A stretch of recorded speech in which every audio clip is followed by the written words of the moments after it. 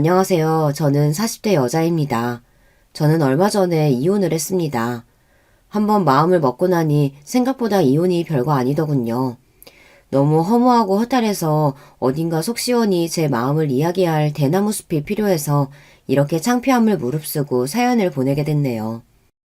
저와 남편은 같은 직장에서 만났어요. 남편을 처음 만날 때 저는 사회생활을 이제 막 시작한 사회 초년생이었습니다. 그러다 보니 직장 생활에 대해 아무것도 모르고 순진했어요. 같은 사무실에서 함께 일하는 상사나 선배들에게 잘 보이고 싶어 무작정 시키는 일을 다 했던 때였습니다. 그러다 남편의 꼬임에 넘어가 버리고 말았어요. 입사하고 첫 회식 때 옆자리에 앉았던 남편이 제가 받은 술을 흑기사로 연거푸 마셔줬어요. 제가 술을 워낙 못 마셔서 남편에게 고마워 따로 인사를 했습니다. 감사하다고요. 그랬더니 남편이 흑기사 해주면 원래 소원을 들어주는 거라고 하더군요. 제가 소원이 뭐냐고 묻자 남편은 나중에 쉬는 날 데이트 한번 해달라고 했습니다. 당시에 저는 대학도 졸업한 지 얼마 안 된 풋내기다 보니 선배 입에서 나온 데이트라는 말에 놀라기도 하고 가슴이 뛰기도 했습니다. 연애도 거의 해본 적 없다 보니 누군가에게 관심을 받는 게 익숙하지 않아 저도 모르게 선배인 남편에게 마음이 갔어요. 주말에 데이트나 하자던 남편의 말이 농담인 줄 알았는데 남편은 진심이었습니다. 정말 쉬는 날 따로 저에게 연락이 왔어요. 그렇게 저는 남편과 쉬는 날마다 데이트를 했습니다. 밖에서 만난 남편은 회사에서와는 달리 굉장히 다정하고 친절했어요. 저는 서서히 남편에게 빠졌습니다. 그렇게 석 달이 넘게 만났어요. 저는 당연히 남편과 사귀는 사이라고 생각했습니다. 같은 직장을 다니다 보니 회사에서는 절대 우리가 만나는 걸 사람들이 알면 안 된다고 해서 비밀로 하고 계속 만났어요. 그런데 얼마 뒤 말도 안 되는 일이 벌어졌습니다. 퇴근하고 집에 가려고 회사에서 나왔는데 웬 여자가 제 앞을 가로막고 서더라고요. 그러더니 다짜고짜 제 이름을 말하며 본인이 맞느냐고 묻더군요. 저는 뭣도 모르고 제 이름이 맞는다고 했습니다.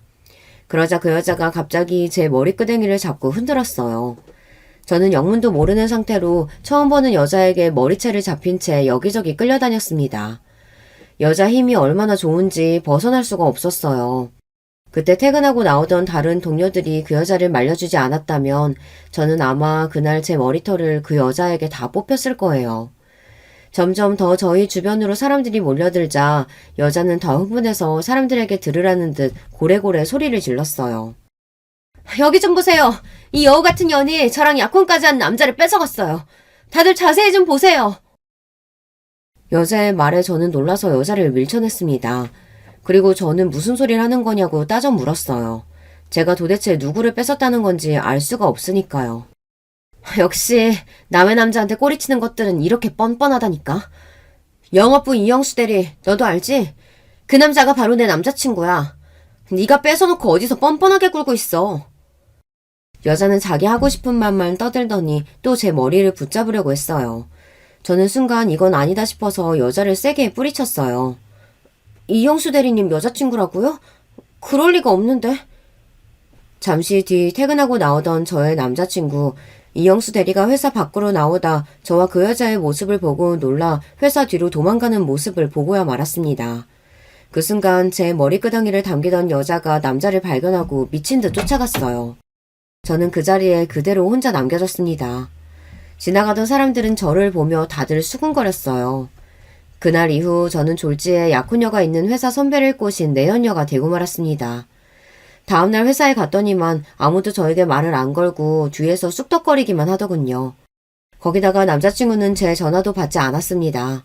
저는 첫 직장에서 이런 말도 안 되는 일을 겪게 될 거라고는 상상도 못했어요.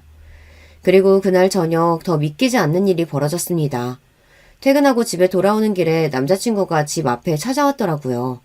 하루 종일 연락도 안 되길래 정말 꼴도 보고 싶지 않았는데 막상 또 집 앞에 찾아온 모습을 보니 꼭 싫지만은 않더라고요. 저는 애써 인상을 쓰고 다가가 이게 무슨 말이냐고 정말 나를 속인 거냐고 물었습니다. 그러자 남자친구가 하는 말이 기가 막혔어요. 미안해. 사실 나 올해 만난 여자친구가 있었어. 워낙 오래 만나서 어쩔 수 없이 결혼까지 약속한 사이였는데 갑자기 내 인생에 네가 나타난 거야. 남자친구는 제 머리끄댕이를 잡았던 여자친구와 5년을 넘게 사귀었답니다. 그래서 얼마 전에 약혼식을 하고 결혼까지 약속했대요. 그런데 저를 보고 첫눈에 반해버렸답니다. 그래서 생각할 틈도 없이 저에게 빠졌대요. 저는 남자의 말이 믿기지 않았습니다. 한 번 속인 사람이 2번, 3번은 못 속이겠다 싶어서요. 저는 화가 난 표정으로 아무 말도 하지 않고 그대로 서 있었어요. 제가 대리님이랑 그 여자 때문에 무슨 망신을 당했는지 아세요? 저 앞으로 회사 어떻게 다녀요? 저는 회사 앞에서 당한 수모가 떠올라 눈물이 왈칵 쏟아질 것 같았습니다. 그때였어요. 남자가 갑자기 바닥에 무릎을 꿇고 앉았어요. 나 그 여자랑 헤어졌어. 이제 나한테 너밖에 없어. 나랑 결혼하자. 내가 너 책임질게. 남자는 그 여자와 헤어졌다면서 본인이 저를 책임지겠대요. 그냥 회사 그만두고 본인과 결혼하자고 했습니다. 남자의 말에 순간 놀란 저는 눈이 휘둥그레졌어요.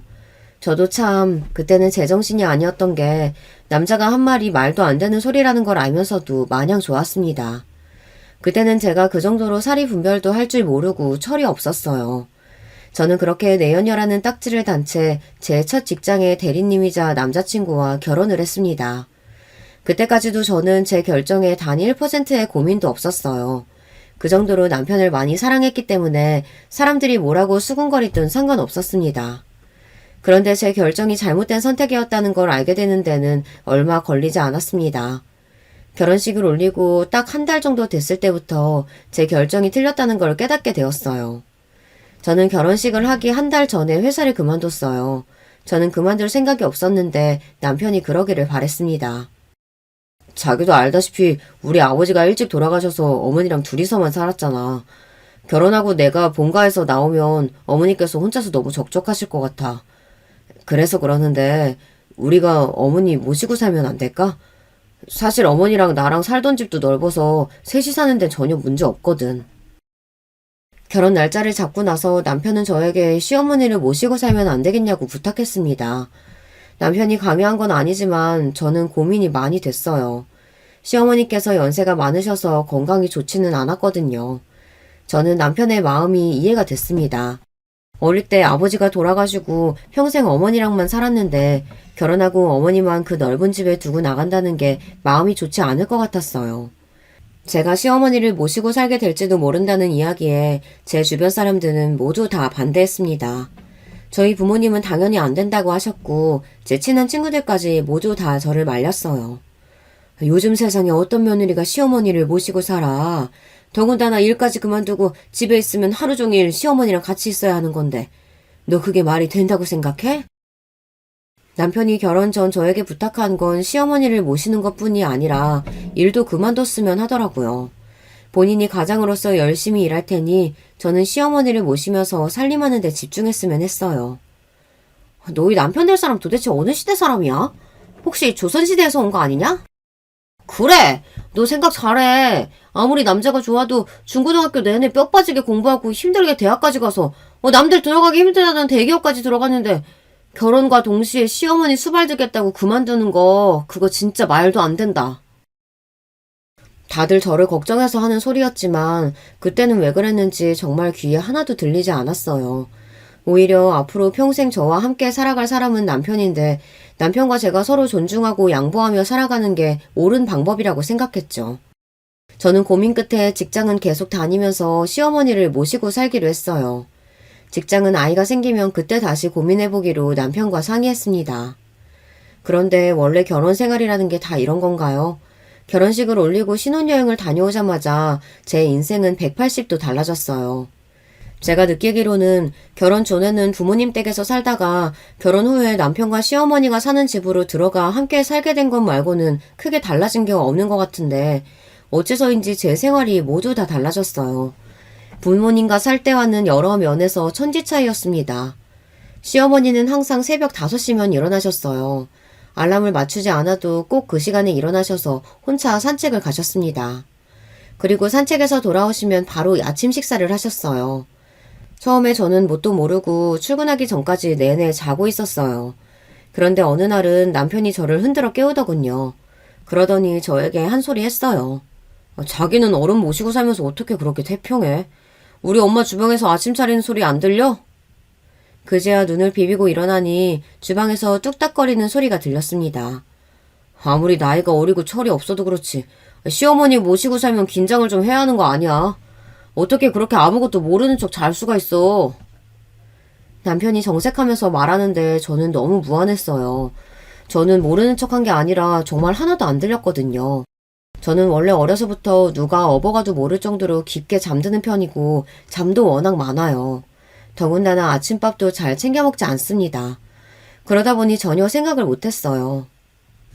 어머니께서 항상 신경 쓰지 말고 편하게 자라고 하시니까 나는 정말 신경 안 쓰고 잤지. 나도 일찍 출근해야 하는데 새벽에 어떻게 일어나. 우리 어머니는 옛날에 시장에서 장사하시면서도 새벽이면 일어나서 나 아침 다 차려주시고 시장에 가셨어. 남편은 툭하면 저와 시어머니를 비교했습니다. 시어머니는 제가 봐도 참 부지런하세요. 한 번도 가만히 앉아서 쉬시는 거를 본 적이 없습니다. 하지만 그렇다고 제가 무조건 남편이나 시어머니에게 맞추기만 할 수는 없잖아요. 우리 어머니 조금 있으면 80이야.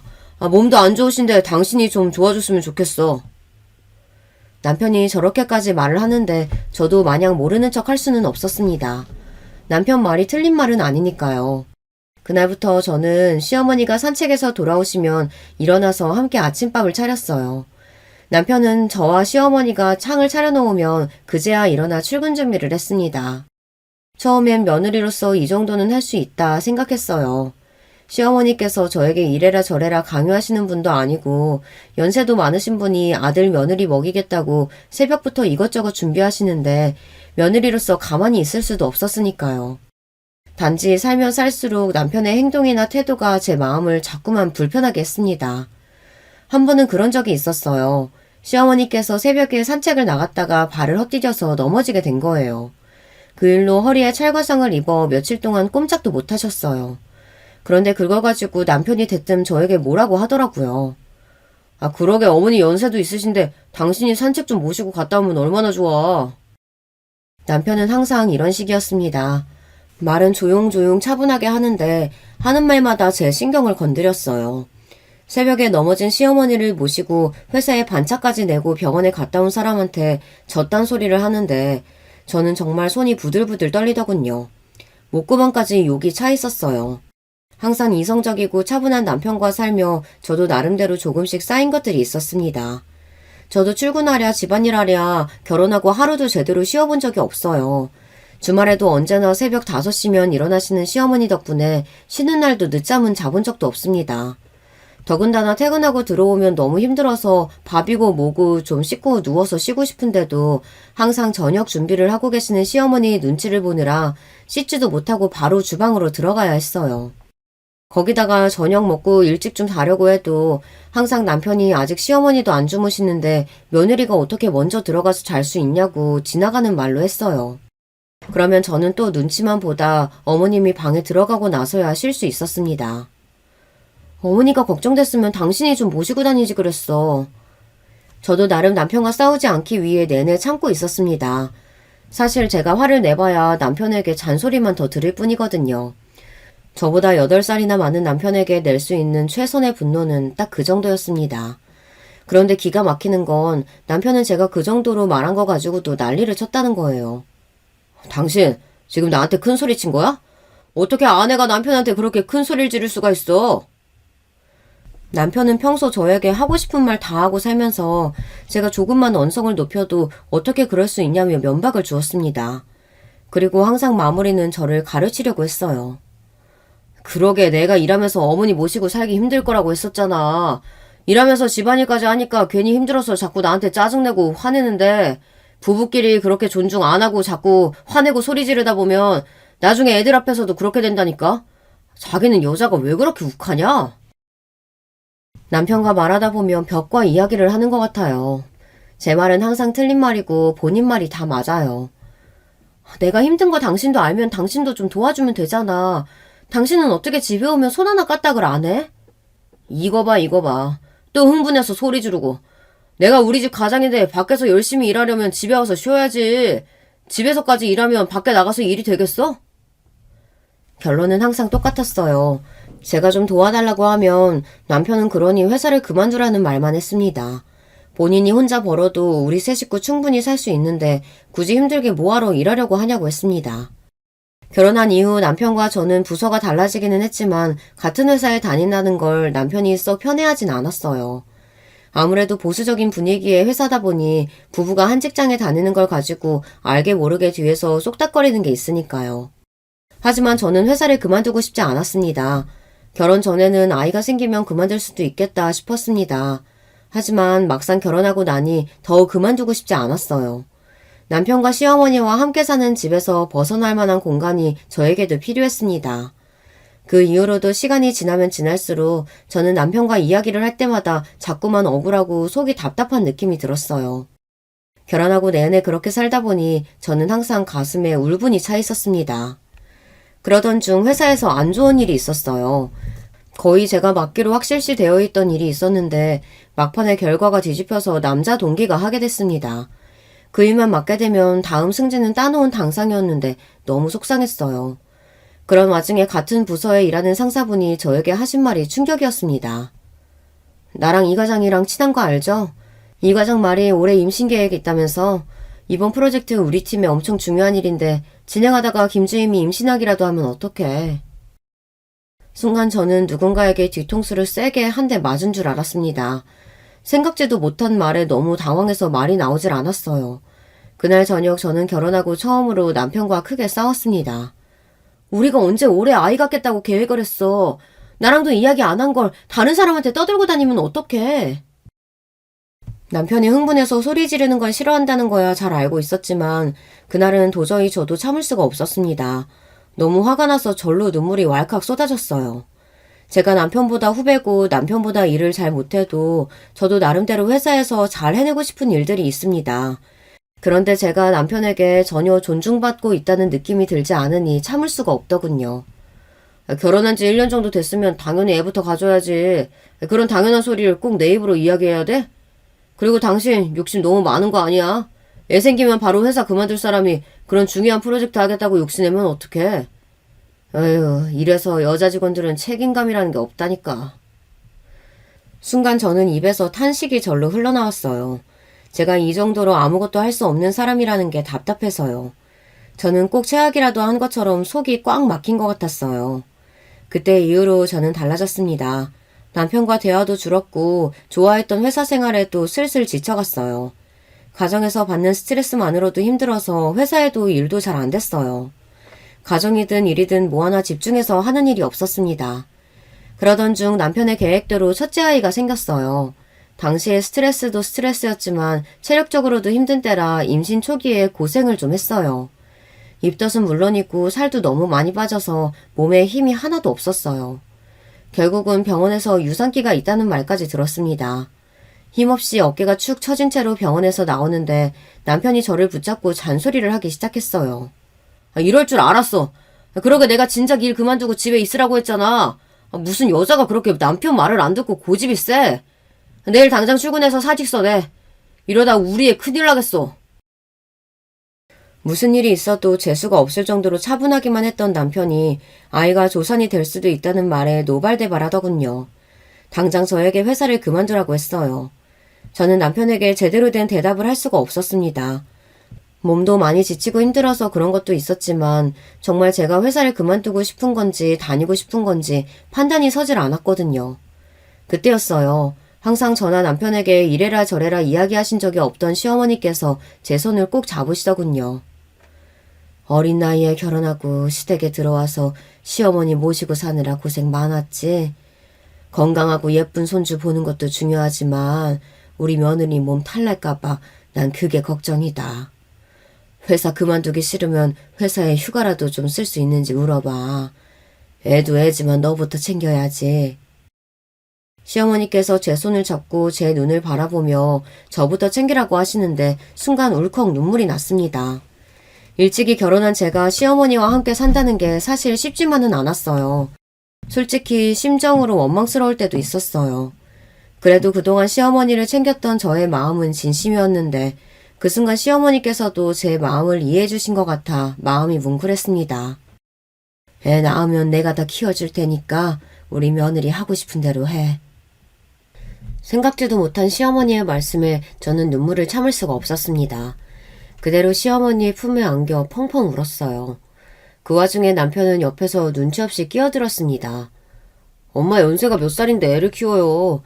당신 내 말대로 해. 당장 내일 회사에 사표부터 내. 알았지? 저는 우느라 남편에게 제대로 대답도 하지 않았어요. 그리고 그날 밤 혼자 고민했습니다. 제 나이 고작 20대 후반이었고 내년이면 엄마가 되는데 지금 회사를 그만두면 언제 다시 일할 수 있을지 보장이 없었습니다. 저는 시어머니 말씀처럼 밤새 제가 정말로 원하는 게 무엇인지 고민했어요. 그리고 저는 회사를 그만두지 않고 다니기로 했습니다. 제 결정에 남편은 인상을 구기며 비아냥거렸지만 저는 신경 쓰지 않기로 했어요. 누가 보면 회사에서 대단하게 인정받는 직원인 줄 알겠네. 임신해서 회사 다니는 게 다른 직원들한테 얼마나 민폐인데 나까지 욕먹이려고 그런 짓을 해?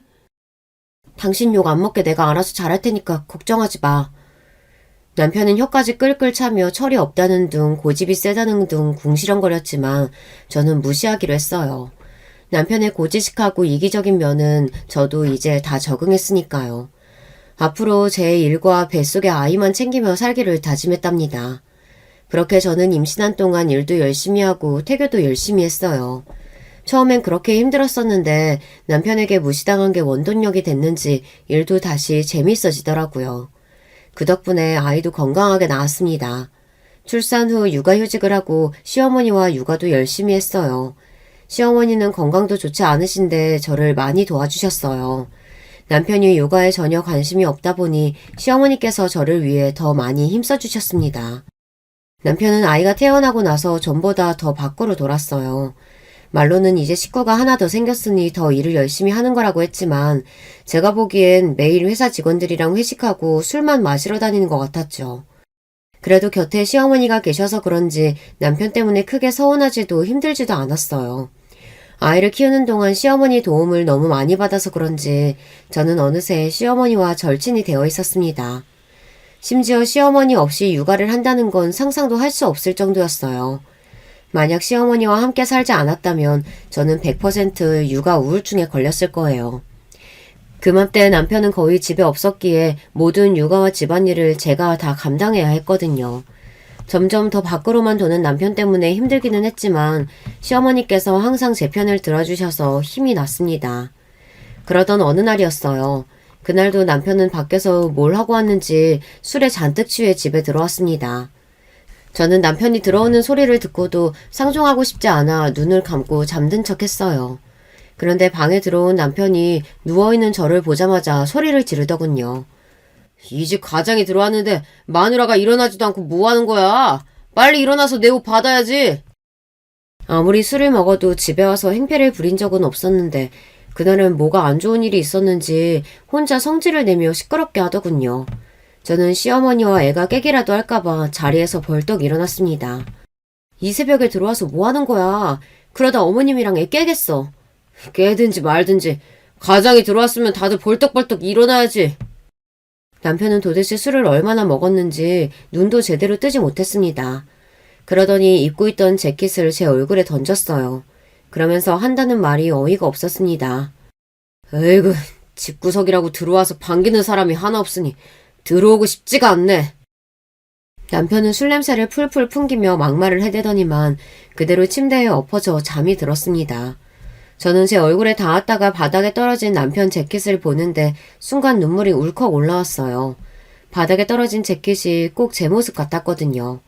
집에서 아이만 키워서 마음이 약해졌는지 어쩐지 저도 남편에게 버려졌다는 느낌이 들었어요. 제가 어쩌다가 이런 인간과 결혼하게 됐을까 후회가 막심했습니다. 남편이 워낙 일밖에 모르는 사람이라는 걸 시어머니가 아시다 보니 시어머니는 저에게 더 잘해주셨어요. 남편이 그렇게 술에 만취해 들어온 다음 날이면 시어머니께서 애를 봐줄 테니 친구들이라도 만나고 오라고 하셨죠. 그날도 남편이 저에게 소리 지르는 걸 들으셨는지 다음날 아침밥을 차려주시면서 나가서 바람 좀 쐬고 오라고 하시더라고요. 저는 마음이 좋지 않아 못 이기는 척 친구들을 만나고 들어왔습니다. 그런데 언젠가부터 친구들을 만나고 들어와도 마음이 풀리지 않았어요. 사실 남편 이야기라는 게 정말 가까운 사람한테도 하기가 어렵잖아요. 결국은 제 얼굴에 침 뱉기니까요. 제 결혼 스토리를 다 아는 친구들은 제가 무슨 말만 해도 단번에 이혼하라고 했어요. 제가 애도 있고 시어머니께 미안해서 이혼 생각은 해본 적도 없다고 하면 저를 답답하게 생각했습니다. 친구들을 만나봐야 항상 그런 소리만 듣다 보니 저도 서서히 친구들을 안 만나기 시작했어요. 그냥 시어머니와 아이와 있는 게 가장 좋았습니다. 그렇게 시간이 흘러 육아휴직이 얼마 남지 않은 주말이었어요. 시어머니께서 오랜만에 노인정 친구분들이랑 놀러 가신다고 해서 저도 아이를 데리고 동네 키즈카페에 갔는데요. 거기서 우연히 생각지도 못한 사람을 만났어요. 바로 남편의 전 여자친구였습니다. 회사 앞에서 제 머리끄댕이를 잡았던 바로 그 여자요. 그 여자도 결혼했는지 애를 데리고 왔더라고요. 다시 생각해도 참 세상이 좁아요. 그 많고 많은 키즈카페 중에서 하필이면 거기서 딱 마주칠 수가 있을까요? 저는 애써 애를 데리고 슬쩍 나오려고 했습니다. 그 무식한 여자와 애를 데리고 마주쳐봐야 좋을 게 없으니까요. 애를 데리고 입구에서 신발을 신으려던 그때 그 여자도 애를 데리고 나오려던 참이었는지 현관에서 딱 마주치고 말았어요. 여자도 저를 보더니 놀라서 소리까지 지르더라고요. 그러면서 한다는 말이 이게 얼마만이냐며 반가워했어요. 순간 저도 모르게 미간이 구겨졌습니다. 우리가 만나서 반가운 사이도 아닌데 얼마만이냐고 물으니 어이가 없더라고요. 세상에, 어떻게 여기서 다 만나요? 근데 애가 제법 크네요. 애가 몇 살이에요? 여자는 마치 우리 사이에 아무 일도 없었던 것처럼 태연하게 제 아이에 대해 물었습니다. 저는 대충 아이 개월수만 이야기하고 꾸벅 인사를 했어요.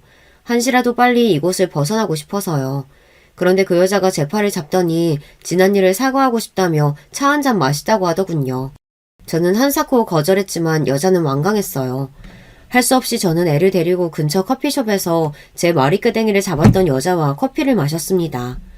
그런데 그날 저는 평생 모르고 살았으면 좋았을 이야기를 듣고 말았어요.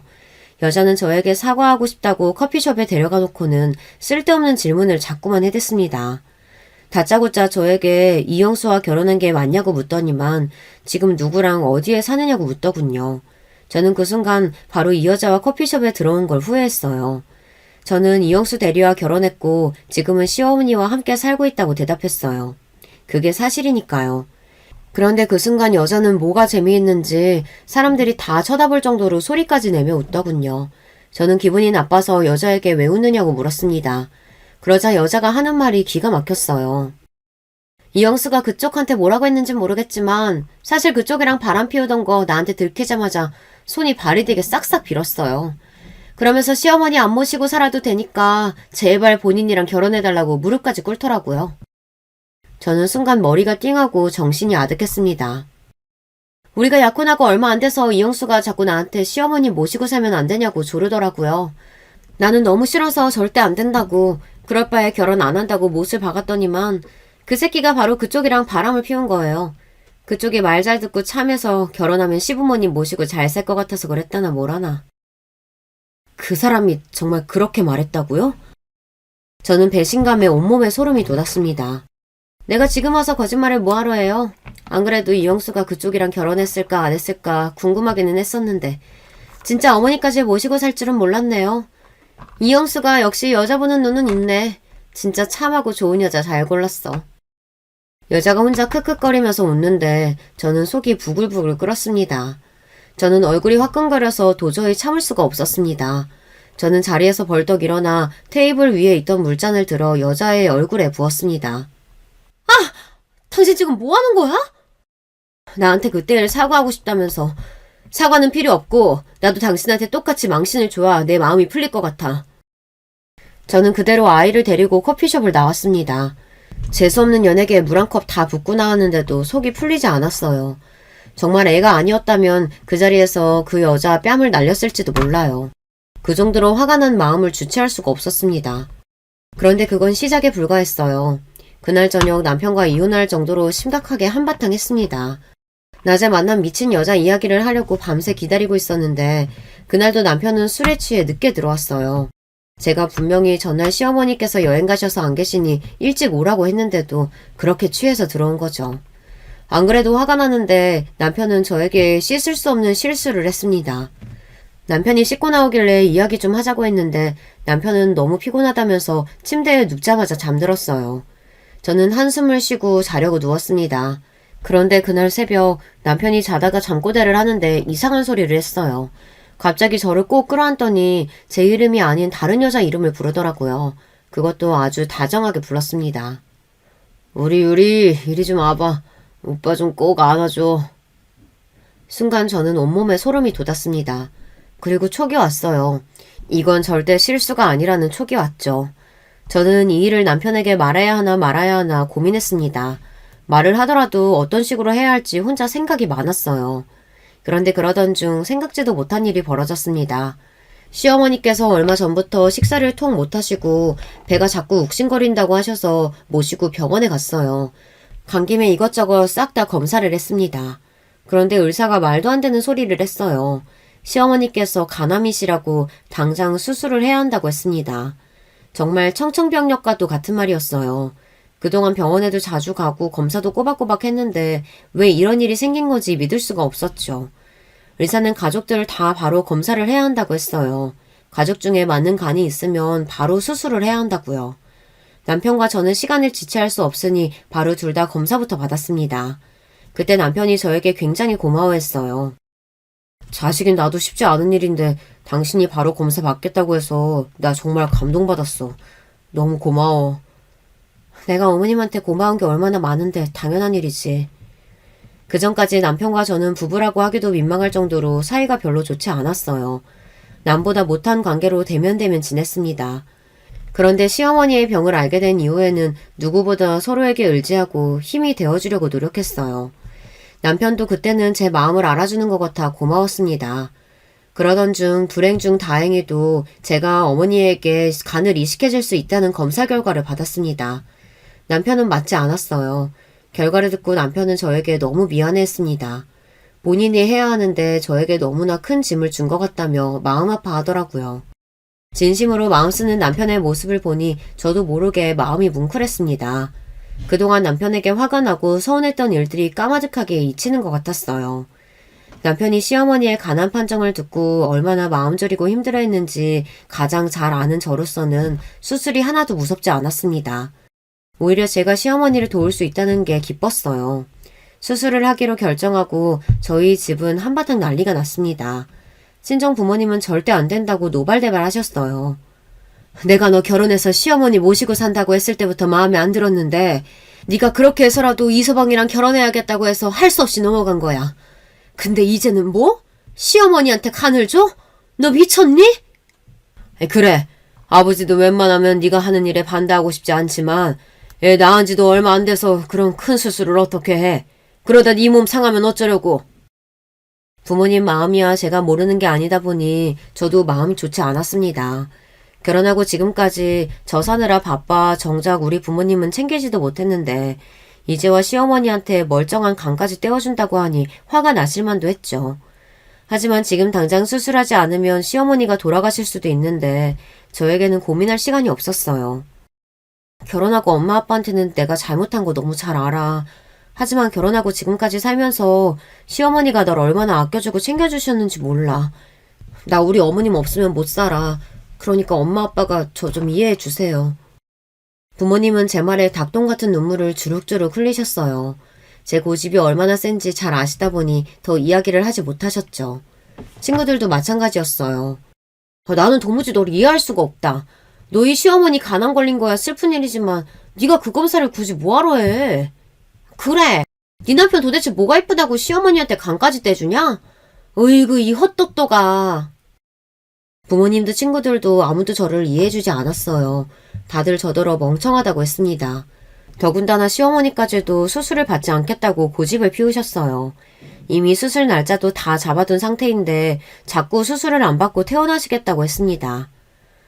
이제 다 죽어서 죽을 날만 남았는데 그깟 남이 뭐라고. 어차피 썩어 문드러질 몸뚱이 그것 때문에 우리 며느리 간을 왜 떼. 난 절대로 수술 안 할 거니까 괜한 소리 하지 마라. 시어머니가 그렇게 화내는 모습은 결혼하고 처음 봤어요. 수술 안 하면 엄마가 죽을 수도 있는데 무슨 그런 소리래. 제발 자식들 말 좀 들어요. 그래요 어머니. 제가 수술해서 어머님 건강해지실 수 있다면 전 다른 것도 다 떼어드릴 수 있어요. 진심이었습니다. 수술만 하면 시어머니가 살 수 있다는데 제가 뭐든 못하겠어요. 저는 하루라도 빨리 수술해서 어머님이 건강해지기만을 바라고 있었습니다. 병원에서 항암받을 때마다 속이 메스꺼려서 먹지도 못하고 매일 토하시기만 하시는데 너무 안쓰러워서 견딜 수가 없었거든요. 내가 젊고 예쁜 우리 며느리 멀쩡한 간을 어떻게 받아. 아휴, 앞으로 나더러 우리 며느리 얼굴 어떻게 보라고. 시어머니는 제 손을 꼭 잡으시고 눈물을 펑펑 쏟았습니다. 저에게도 저희 부모님에게도 너무 죄송해서 어떡하냐고 울부짖으셨어요. 그런 시어머니의 마음을 모를 리 없는 저는 시어머니를 꼭 안아드렸습니다. 그리고 저는 수술 안 받으시면 다시는 시어머니 얼굴 안 볼 거라고 투정을 부렸습니다. 그러자 시어머니는 말없이 저를 꼭 안아주셨어요. 얼마 뒤 시어머니와 저의 수술 날짜를 잡았습니다. 수술을 앞두고 이런저런 검사를 하러 병원에 왔다 갔다 하다 보니 시어머니 담당 의사와 간호사들과도 꽤 친해졌습니다. 의사 선생님은 저를 볼 때마다 툭툭 한마디씩 말을 걸었어요. 아내가 시어머니 위해서 간도 떼주시는데 왜 남편분은 항상 같이 안 오세요? 아휴, 같이 오기는요. 아이 낳을 때도 한 번도 병원에 같이 가준 적이 없는 사람인데 수술한다고 다르겠어요. 저야 워낙 익숙해서 별로 신경 쓰지 않았는데 주변에서는 보기에 이상했나 봐요. 수술까지 앞두고 있는데 남편이 병원에 코빼기도 안 보이는 게 말이죠. 저는 이미 남편에게 기대하는 바가 없다 보니 실망스럽지도 않았습니다. 오히려 제가 이식 수술을 결정하고 나서 자꾸만 본인 딴에는 친정에 잘 보이겠다고 과일도 보내고 고기도 보내는데 그게 더 이상하더라고요. 사람이 안 하던 짓을 하면 죽는다는데 이 인간이 죽을 병에 걸렸나 싶어서요. 거기다가 툭하면 저에게 먹고 싶은 거 있냐, 갖고 싶은 게 있냐 물어봤어요. 저는 그럴 때마다 헛웃음이 튀어나왔습니다. 사람 하는 짓이 너무 뻔하게 보이니까요. 아이고, 진작에 나한테 잘하지 그랬어. 자기 엄마 살려준다니까 이제야 알랑방귀 뀌는 것 좀 봐. 난 다른 거 필요 없고 수술 끝나고 나서도 나나 어머님한테 잘해. 우리 아들한테도 잘하고. 그럼 세상에 당신 같은 마누라가 어딨어. 내가 진짜 할 수만 있다면 효부비라도 하나 떡하니 만들어주고 싶다니까. 남편은 저에게 고맙다며 뭐든지 다 해주고 싶다고 했어요. 그 순간 저도 마음이 움직였습니다. 그전에는 이 남자와 정말 평생 같이 살 수 있을까 매일 고민하곤 했는데 그런 큰일을 함께 겪고 나니 그냥 이렇게 사는 것도 나쁘지 않겠다 싶더라고요. 그런데 저는 세상을 몰라도 너무 몰랐습니다. 제가 너무 긍정적으로만 생각했나 봐요. 언제 또 뒤통수를 맞을지 모르는데 말이죠. 얼마 뒤 수술을 앞두고 저와 시어머니는 입원을 했습니다. 남편은 저에게 뭐든 해주겠다고 하더니만 시어머니와 저만 쓸 수 있는 VIP 병실을 예약을 했더라고요. 사람이 참 중간이 없는 사람입니다. 수술하기 위해 검사할 게 많아 수술 전날 입원을 했는데 의사 선생님이 저더러 정말 괜찮냐고 여러 번 물으시더라고요. 하도 여러 번 물으시니 제가 후회할까봐 이러시나 싶은 정도였죠. 의사생활 20년 하면서 며느리가 시어머니한테 간이식 해주는 경우는 저도 처음 봐서 그래요. 정말 힘든 결정 하셨습니다. 저랑 우리 어머니 사이는 일반적인 고부관계랑은 달라요. 사실 전 우리 남편보다 시어머니가 더 좋거든요. 시어머니 아니었음 진작 남편이랑 살지도 않았을 거예요. 저도 수술을 앞두고 긴장하긴 했는지 의사 선생님 앞에서 별말을 다 했습니다. 제 말에 의사 선생님은 웃으시더니 최선을 다해 예쁘게 수술 잘해줄 테니 걱정하지 말라고 하셨어요. 그리고 다음날 드디어 수술날이 밝았습니다. 저와 시어머니는 한 병실에 누워 있었어요. 그런데 수술 시간이 가까워져 오는데도 남편은 코빼기도 보이질 않았습니다. 저는 아무렇지 않았는데 시어머니는 아무래도 신경이 쓰이셨는지 남편에게 전화를 거시더라고요. 그러고는 남편에게 버럭 소리부터 지르셨습니다. 너 지금 어디야? 하나밖에 없는 어미랑 아내가 수술하는데 어떻게 병원에 코빼기도 안 보여? 바로 그때였습니다. 남편이 품 안에 한아름 꽃을 들고 병원 안으로 들어왔어요. 그러더니 저에게 그 큰 꽃다발을 주더군요. 아이고 우리 어머니 암튼 성격 급하시다니까. 이것 때문에 그랬지. 병원에 꽃 반입이 안 된다고 밑에서 잡혀가지고 몰래 들어오느라 늦었어. 이거 당신이 연애할 때 좋아했던 후레지아 꽃이잖아. 봐봐, 이쁘지? 남편이 한아름 들고 있는 꽃다발을 보는데 저도 모르게 순간 눈물이 날 것 같았어요. 이게 얼마 만에 받아보는 꽃인지 생각도 안 나더라고요. 자, 입고 보고 힘내서 수술 잘 받고 와. 내가 여기서 기다리고 있을게. 그렇게 저는 향긋한 프레지아 향기를 가득 머금은 채 수술실로 들어갔습니다. 그리고 몇 시간 뒤 저는 수술이 끝나고 회복실로 옮겨졌습니다. 제 수술이 끝나고 시어머니의 수술이 시작됐어요. 저는 다행히도 예상 시간보다 수술도 빨리 끝나고 회복도 빨라서 금방 병실로 올라왔어요. 그런데 병실에 올라온 저는 말도 안 되는 광경을 목격하고 말았습니다. 제가 누울 병실 침대에 남편과 웬 여자가 누워있더라고요. 더군다나 병실 안에 쪽쪽 소리가 울릴 정도로 둘이 입술을 맞추고 있었어요. 저와 함께 올라온 간호사가 놀라서 지금 병실에서 뭐 하시는 거냐고 소리를 지를 때까지 남편은 제가 들어온지도 몰랐습니다. 그제야 저를 발견한 남편은 놀라서 화들짝 침대에서 일어났어요. 여보, 생각보다 일찍 끝났네? 아무렇지 않은 얼굴로 저를 여보라고 부르는데 순간 온몸에 털이란 털이 다 곤두서는 것만 같았습니다. 그리고 남편의 옆에 있던 여자를 세게 쏘아보았어요. 여자는 꼭 술집 마담처럼 진한 화장을 하고 유별난 옷을 입고 있었습니다. 당신 지금 여기서 뭐 하는 거야? 술집 마담 같은 저 여자는 누구고? 아직 마취가 덜 풀렸는지 말도 잘 나오지 않는 목소리로 저는 간신히 소리를 질렀습니다. 그 순간 남편 옆에 있던 여자는 제가 술집 마담이라고 한 게 기분이 상했는지 지금 누구더러 술집 마담이라고 하느냐고 오히려 저에게 따져 물었어요. 그때였어요. 조금 전 저를 보고 놀란 토끼 눈으로 했던 남편은 어디 갔는지 순식간에 표정이 변했습니다. 그러더니 한다는 소리가 가관이더군요. 누구긴 누구야. 내가 사랑하는 여자지. 수술 끝날 때까지 참아보려고 했는데 우리 자기가 너무 예뻐서 참을 수가 없는 거 있지? 남편은 드디어 돌았나 봅니다. 마누라인 저를 두고 옆에 있는 술집 여자같이 생긴 저 여자를 사랑한다네요. 그것도 제가 시어머니를 위해 수술을 하고 나온 지금 이 순간에 말이죠. 당신 수술하고 회복되면 차차 이야기하려고 했는데 안 되겠다. 이왕 이렇게 됐으니까 그냥 이야기할게. 나 당신이랑 이혼하고 이 여자랑 결혼할 거야. 저는 순간 하늘이 핑하고 도는 것만 같았습니다. 정말 눈앞이 아득해졌어요. 너무 놀라서 입도 뻥끗할 수가 없었습니다. 그때였습니다. 저를 데리고 병실에 돌아왔던 간호사가 어느새 나가서 제 담당 의사를 모시고 들어왔더라고요. 그리고 이 말도 안 되는 상황을 모두 다 지켜본 의사가 피식 비웃으며 남편에게 다가갔습니다. 이거 어쩌죠? 어머니께서 마취가 안 돼서 아직 수술을 못했어요.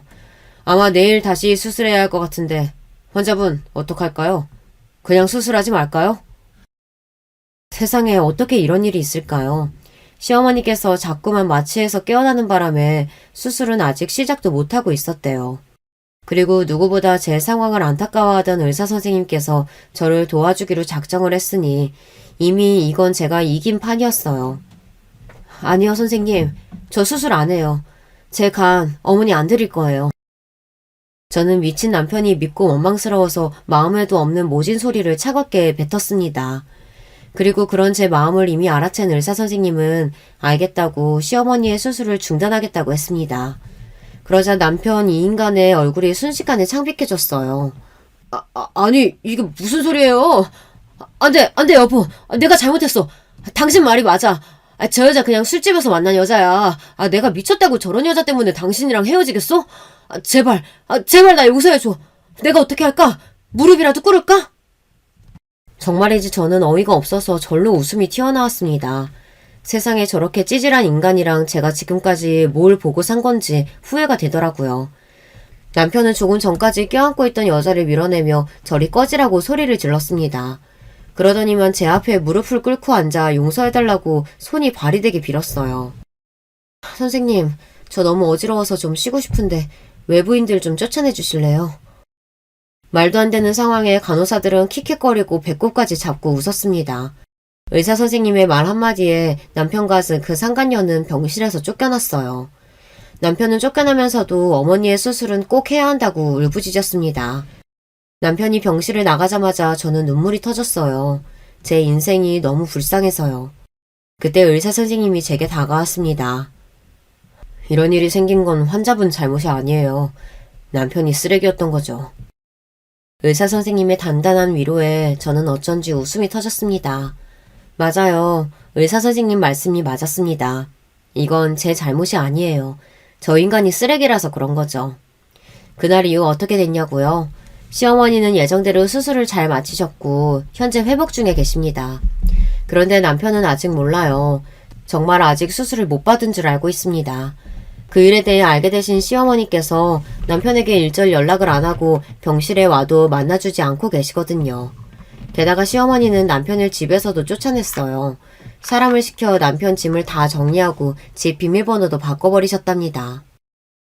내가 아들 새끼를 저 따위로 키워서 너를 너무 힘들게 했다.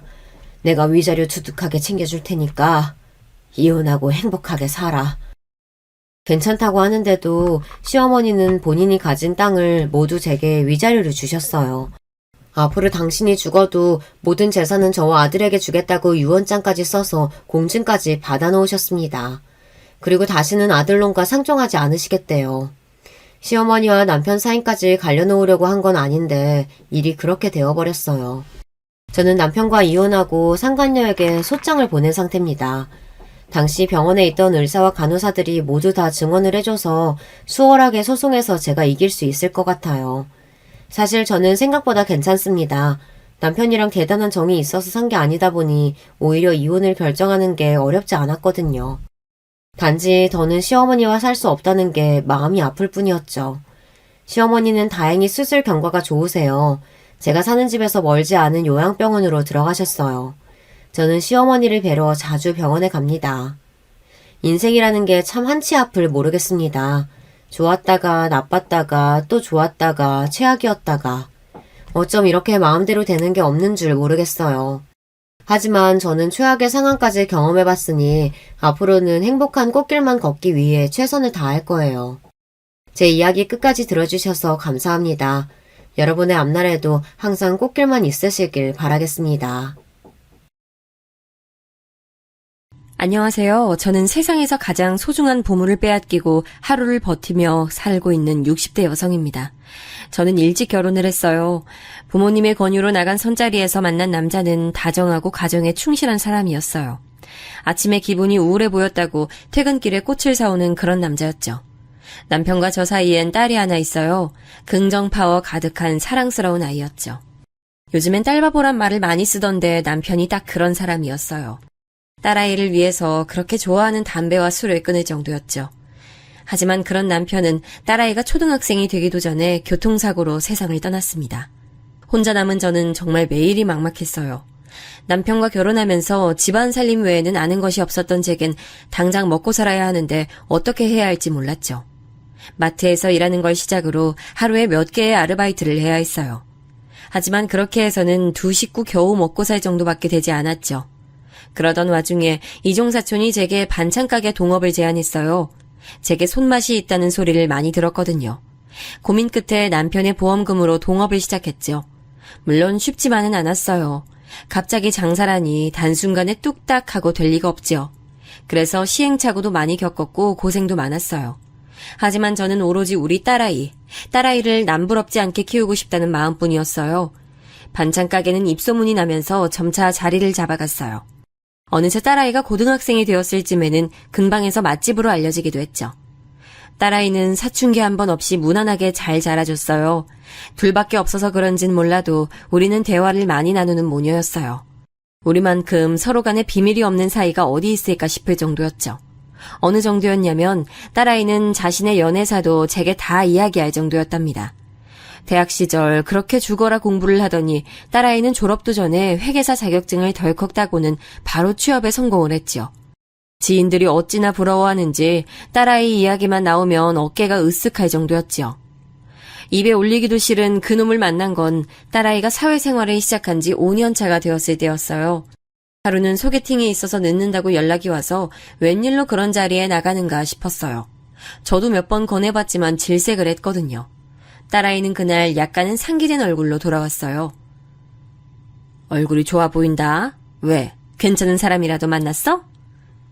아직은 잘 모르겠는데 같이 있는데 재밌더라고? 또 보기로 했어.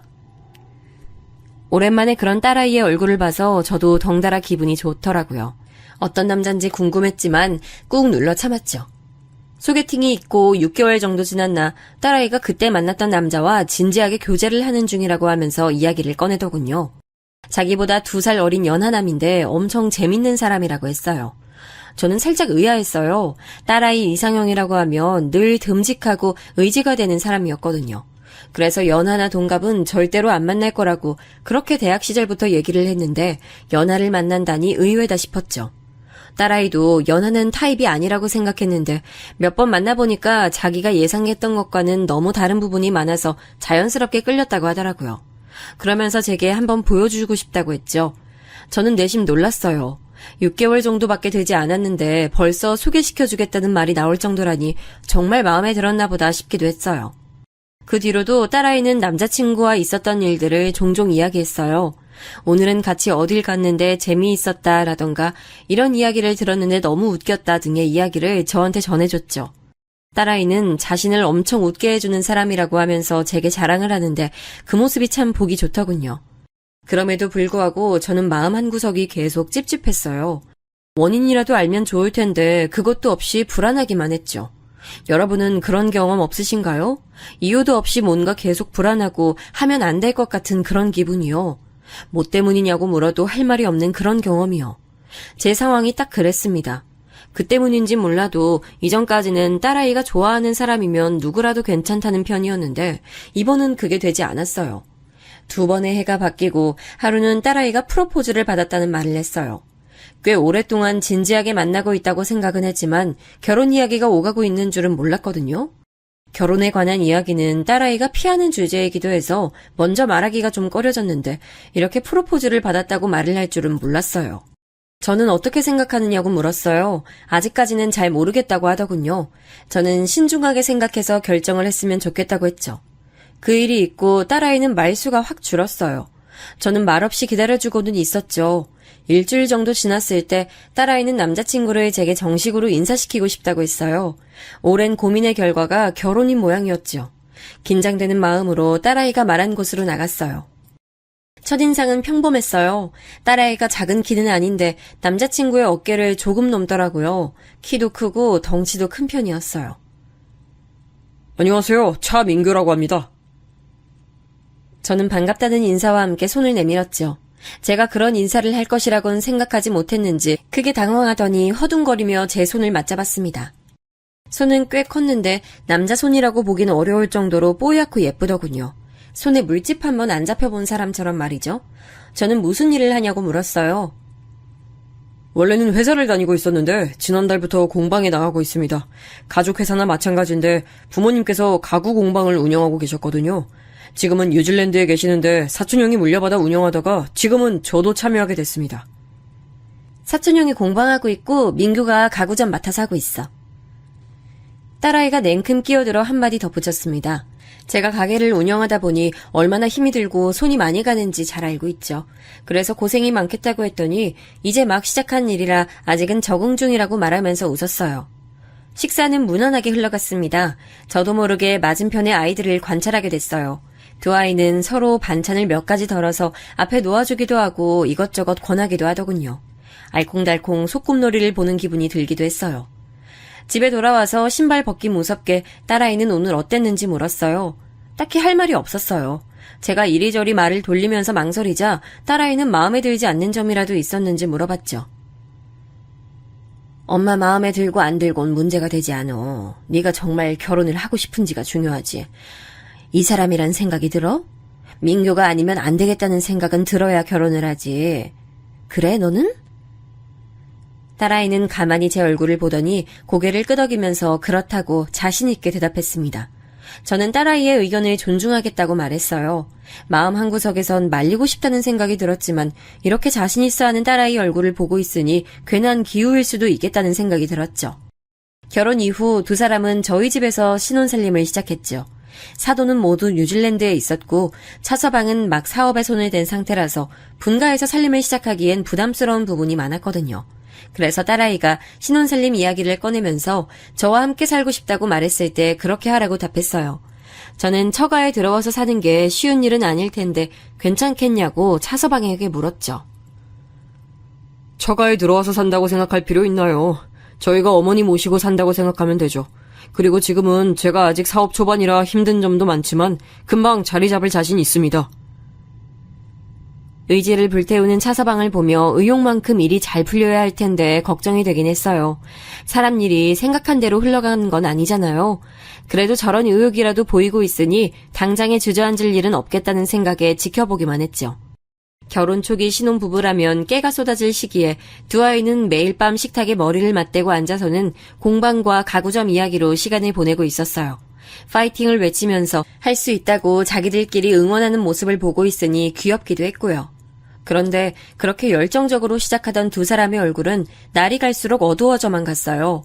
처음에 그 패기 넘치던 모습은 어디로 가고 뜻대로 일이 풀리지 않는지 굳은 얼굴로 심각하게 이야기하는 경우가 더 많았죠. 차서방은 점차 집에 들어오는 시간도 점점 늦어지기 시작했어요. 딸아이 말로는 영업을 갔다고 하는데 술에 취해서 비틀거리며 들어오는 게 한두 번이 아니었죠. 딸은 퇴근하고 나서도 가구점과 공방 일에 매달리고 있었어요. 곁에서 지켜보기만 하려고 했는데 피곤해하는 모습을 보니 마음이 불편하더군요. 차서방은 아직이야? 일이 잘 안 풀려? 요즘 들어서 많이 늦는 것 같네. 너도 그렇고 내일 그렇게 해서 출근하겠니? 곧 들어오겠죠. 이전에 가구점 했던 사람이 너무 엉망으로 운영을 했어가지고 그거 수습하는데도 시간이 엄청 드네. 거기다 그이도 어떻게든 일을 따내려고 백방으로 뛰고 있고 아파트에 기본 입주 가구로 들어가면 좀 나으니까 오늘도 그쪽 사람들 만나러 간다고 하더라고. 이전에 운영하던 사람이 무슨 짓을 저질렀어? 사촌이 했다며. 그이 사촌은 가구 장인이라 그냥 만드는 것만 할 줄 알지 영업은 아랫사람 시켰나 보더라고. 근데 그 사람이 서류에 구멍만 들어두고는 자금을 들고 도망쳤다고 하더라고. 신고는 했는데 잡힐 기미가 보이지 않아서 이리저리 손해가 크네.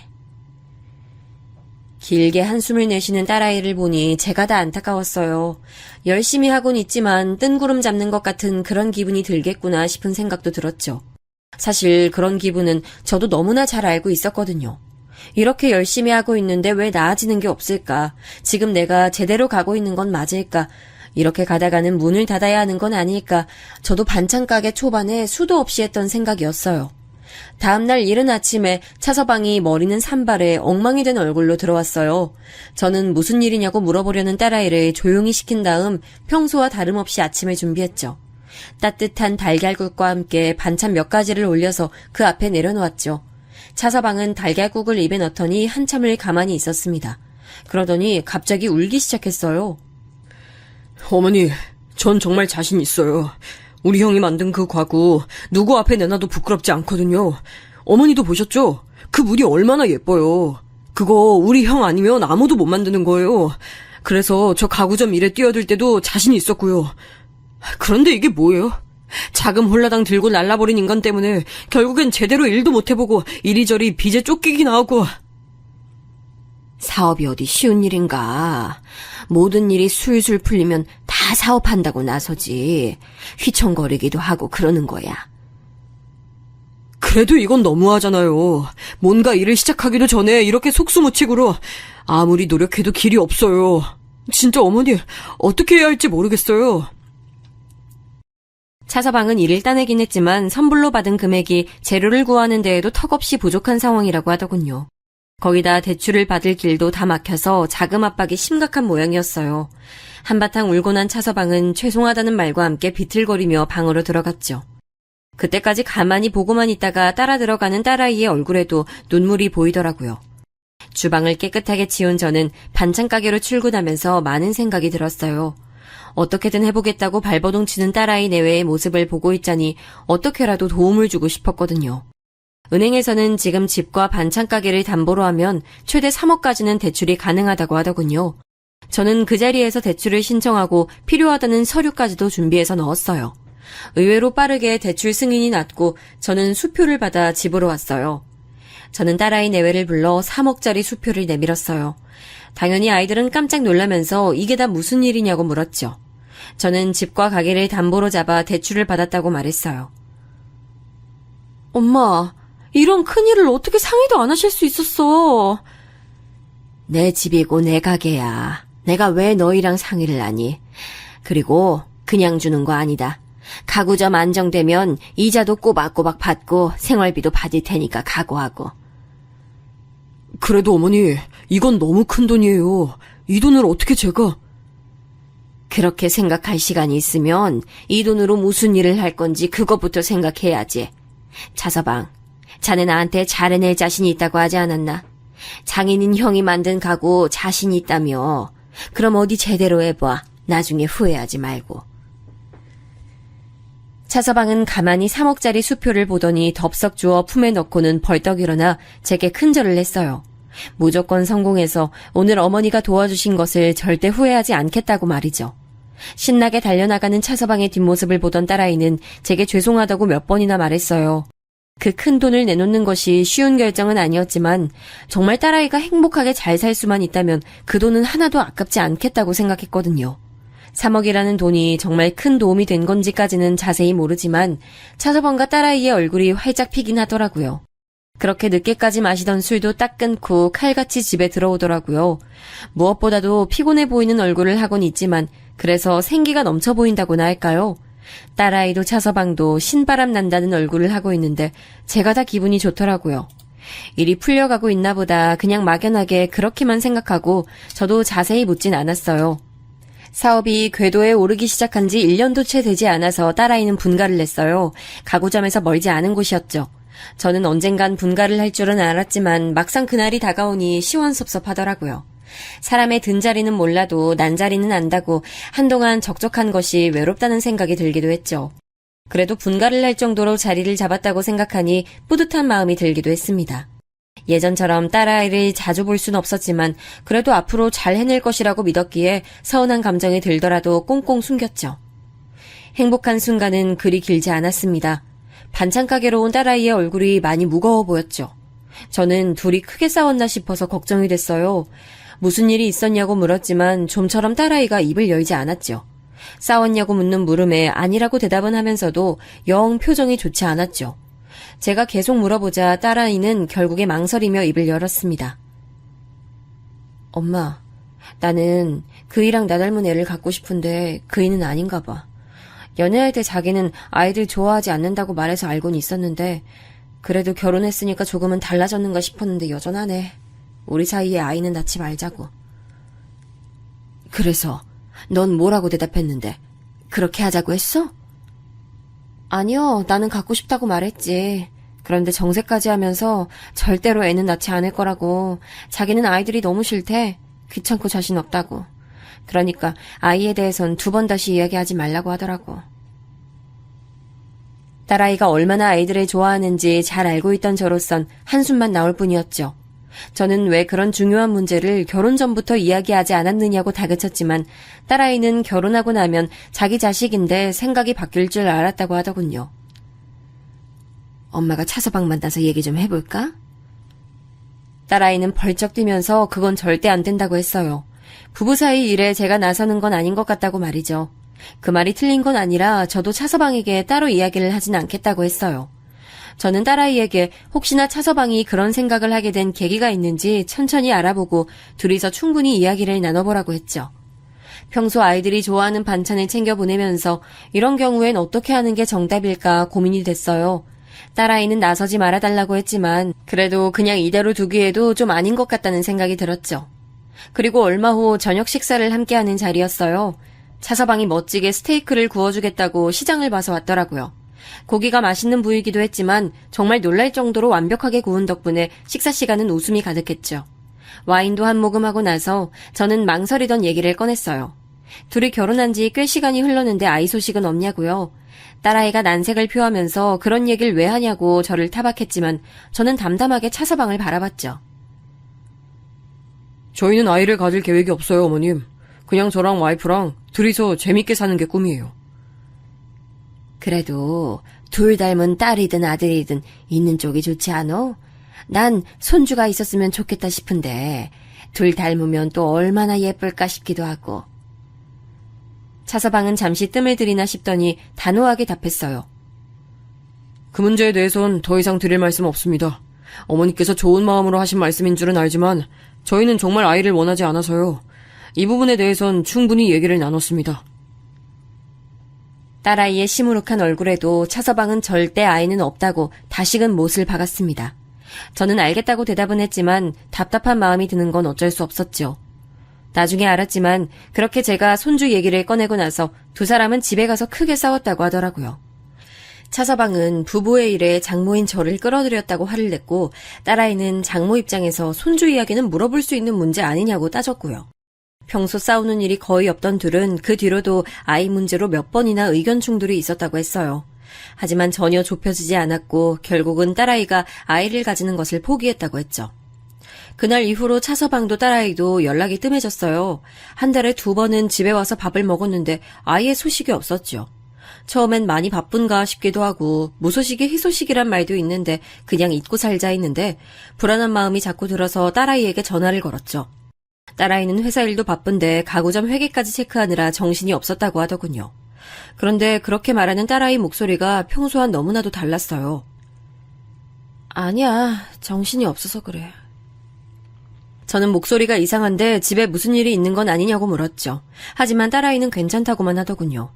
딸아이의 목소리가 자꾸만 머릿속에 남던 저는 차서방에게 시간 되면 식사하자고 연락을 했습니다.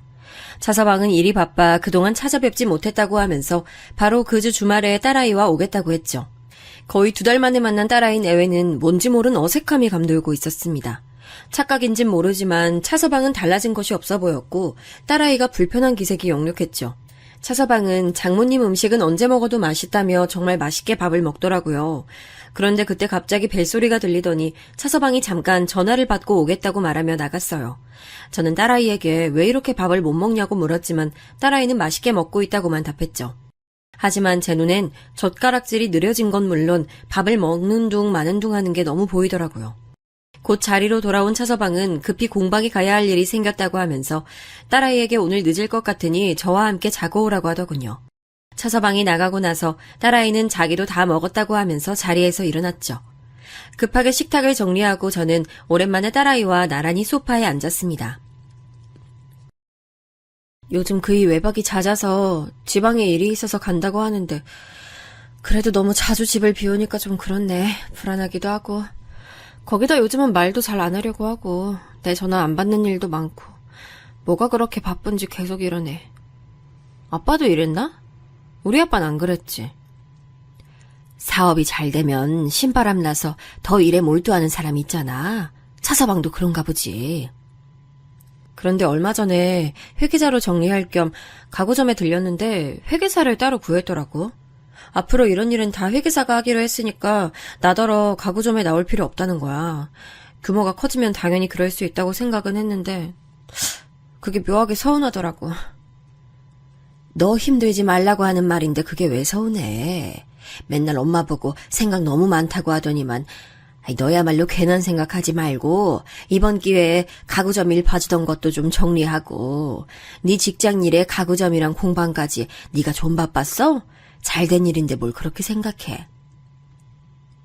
딸아이의 이야기를 들으면서 저는 바쁘다 보면 충분히 그럴 수 있다고 생각했고 회계사를 구한 일은 오히려 늦은 감이 있지 않나 싶을 정도였죠. 그래서 딸아이를 달래면서도 괜히 절 닮아서 쓸데없는 걱정만 많은 건 아닌가 싶었죠. 하지만 딸아이의 이야기는 거기가 끝이 아니었어요.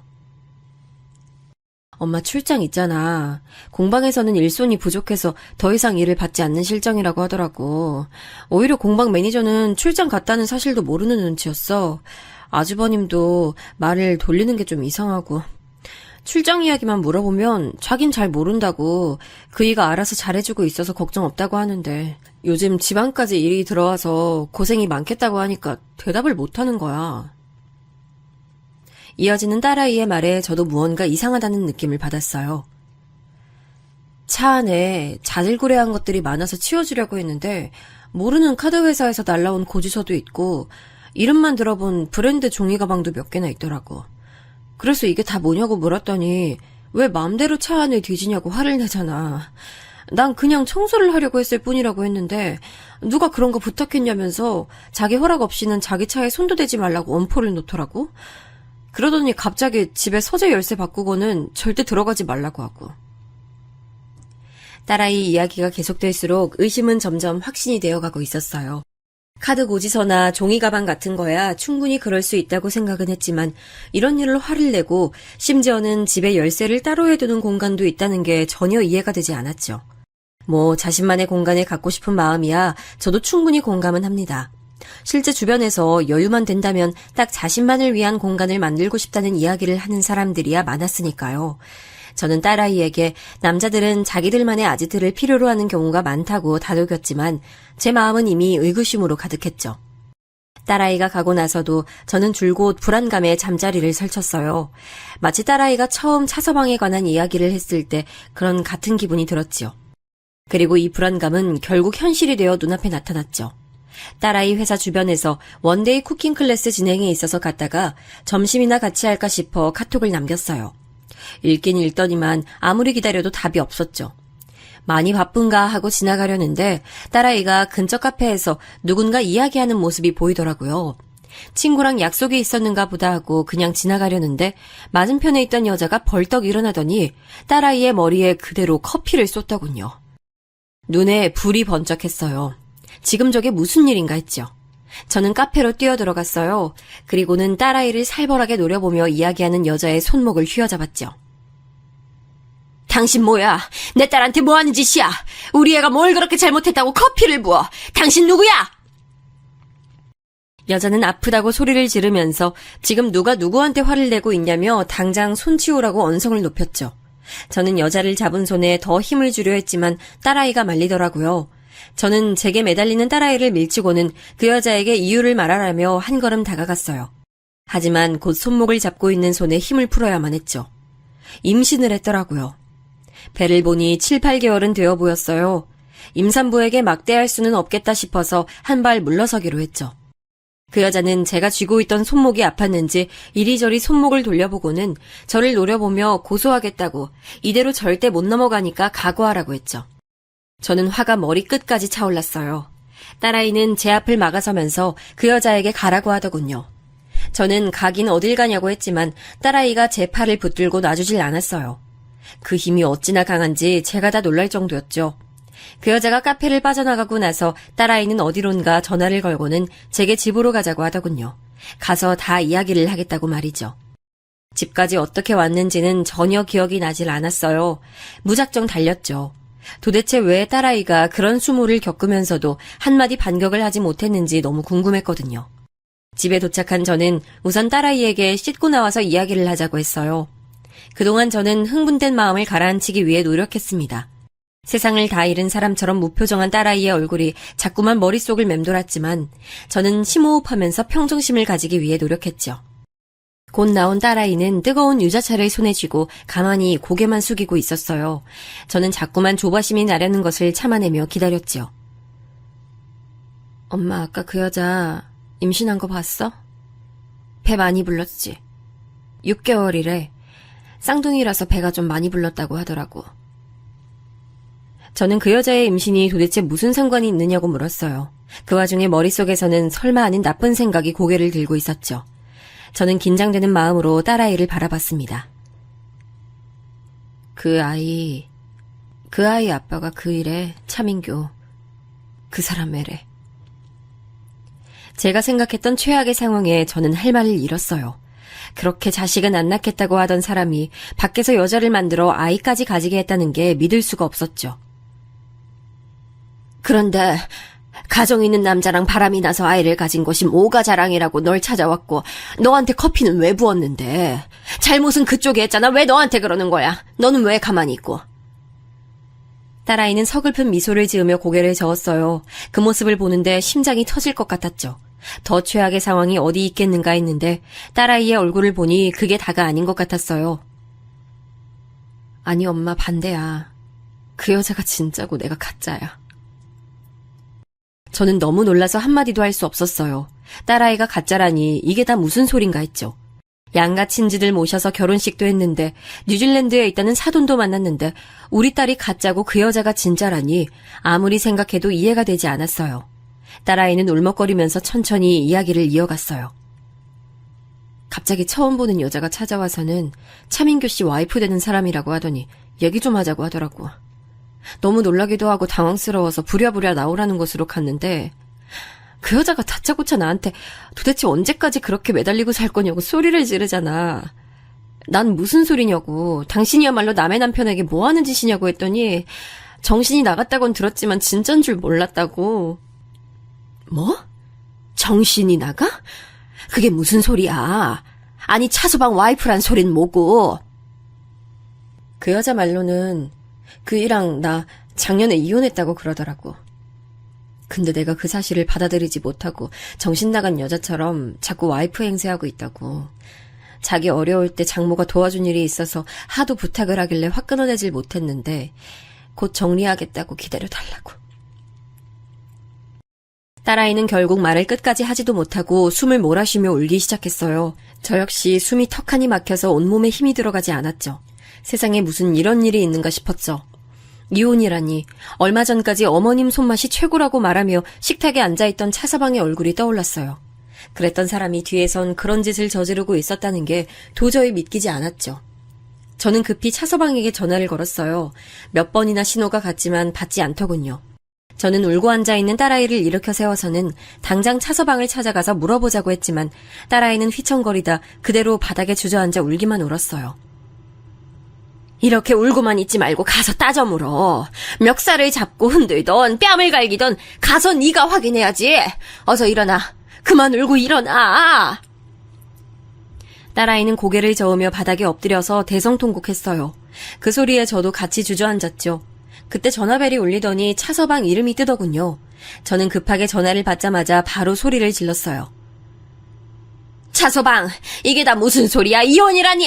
와이프가 있다니! 자네 지금... 아이, 진짜 시끄럽게 무슨 기차화통을 삶아먹었나, 교양 없기는. 저는 차서방의 차가운 목소리에 핸드폰을 든 채로 굳어버렸어요. 방금 무슨 말을 들은 건지 혼란스러웠죠. 이야기 다 들었어요. 이렇게 알릴 일은 아니었는데 뭐 어차피 알게 될 일. 일찍 하나 늦게 하나, 안 그래요?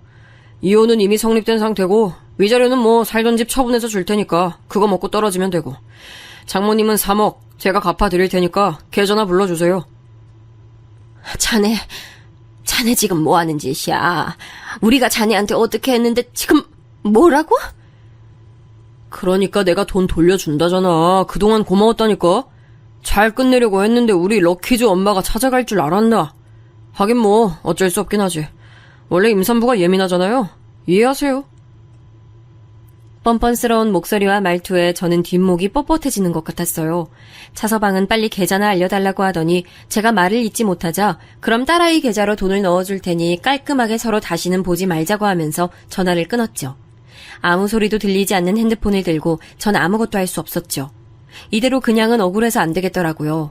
저는 비틀거리며 일어나서는 당장이라도 그놈을 찾아가 어디 한 군데라도 분질러버리겠다고 다짐했어요. 하지만 그렇게 나가려는데 딸아이의 몸이 좀 이상하더라고요. 엎어져 있던 딸아이가 움직이질 않았죠. 너무 놀란 저는 딸아이를 흔들며 이름을 불렀지만 온몸에 힘이 하나도 없는지 그대로 축 늘어졌어요. 저는 서둘러 119를 불러 병원으로 향했습니다. 정신적인 충격이 커서 실신을 한 것 같다고 말씀하시며 깨어나면 간단한 검사를 몇 가지 하겠다고 하셨죠. 저는 눈을 뜨지 못하는 딸아이 옆에 앉아 손을 감싸쥐었어요. 왜 우리 딸아이에게 이런 일을 겪게 하는 건지 하늘이 원망스러웠죠. 저는 차서방과 그 여자를 절대 용서하지 않겠다고 이를 갈았어요. 마음 같아선 당장이라도 찾아가고 싶었지만 딸아이가 눈을 떴을 때를 생각해서 차분하게 기다리고 있었죠. 링거가 끝나가는데도 딸아이는 눈을 뜨지 않았어요. 병원에서는 병실로 자리를 옮겨 좀 더 지켜봐야겠다고 했죠. 1인실이 있기에 그쪽으로 부탁을 드렸어요. 병실로 올라가서도 좀처럼 달라진 건 없었죠.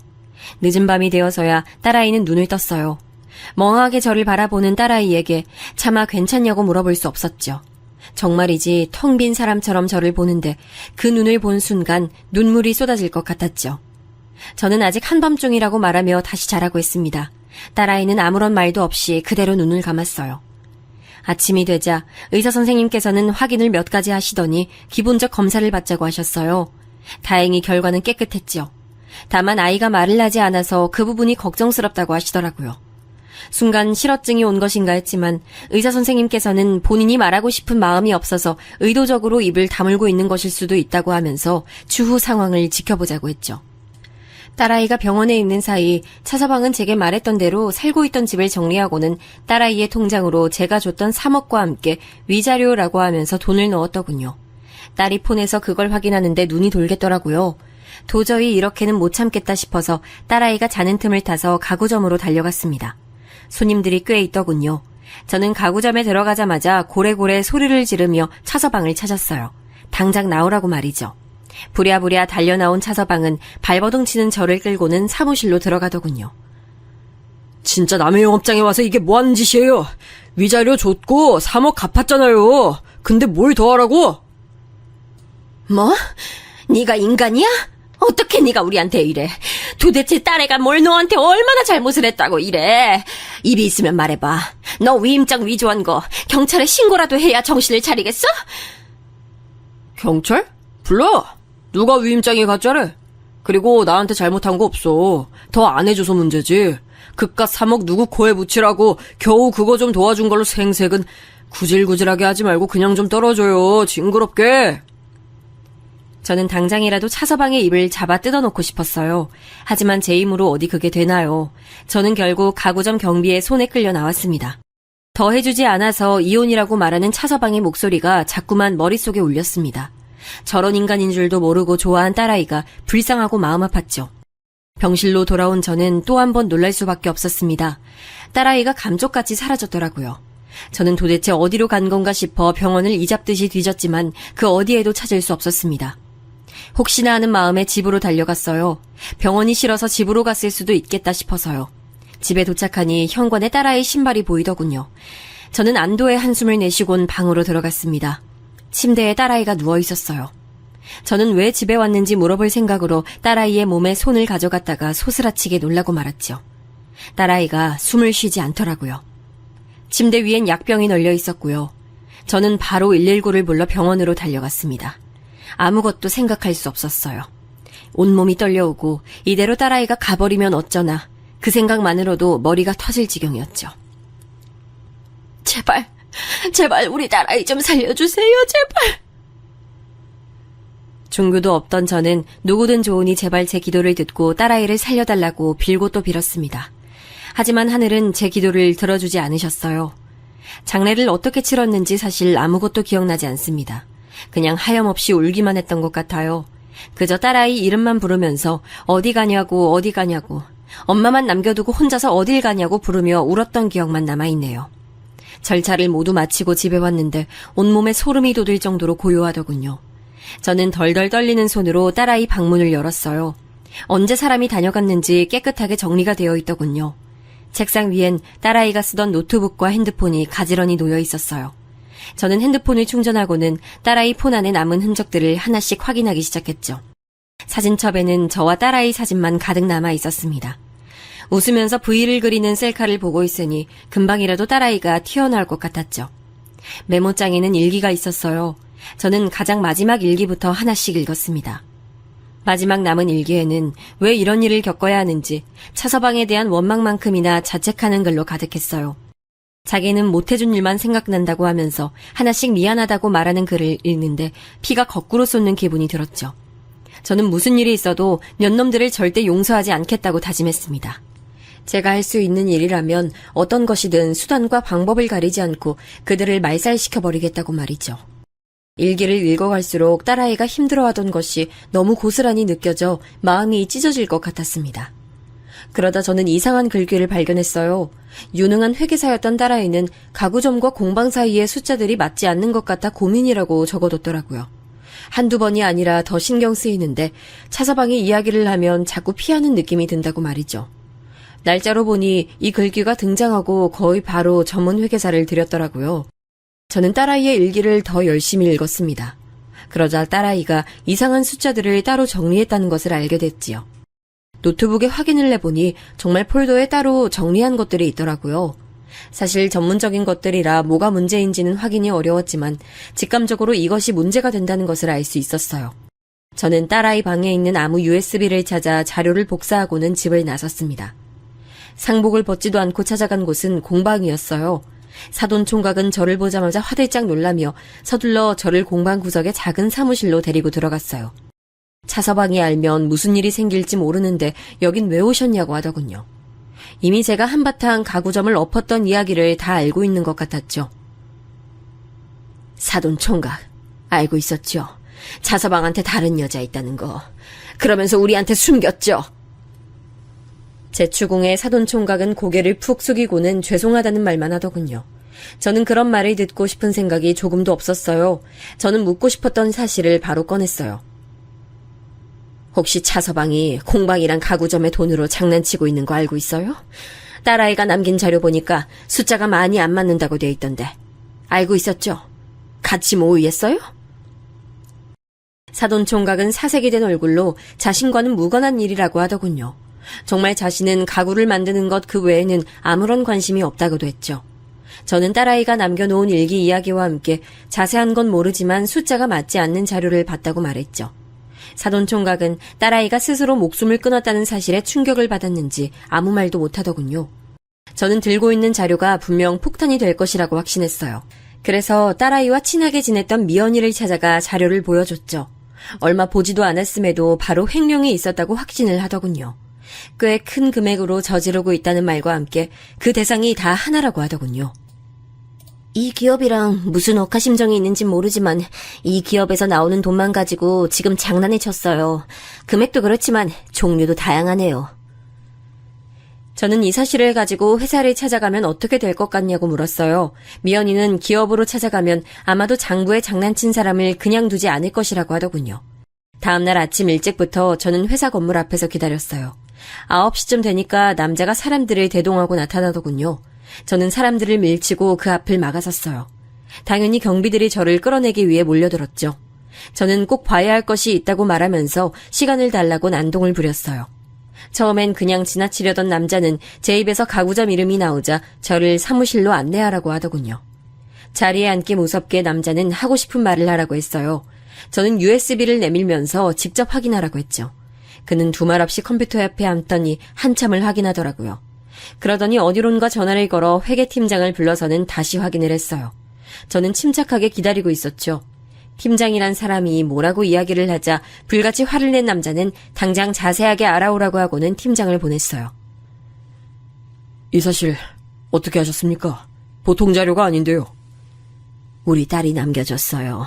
차서방이, 아니, 차민교. 그 인간 가구점 관리를 했었거든요.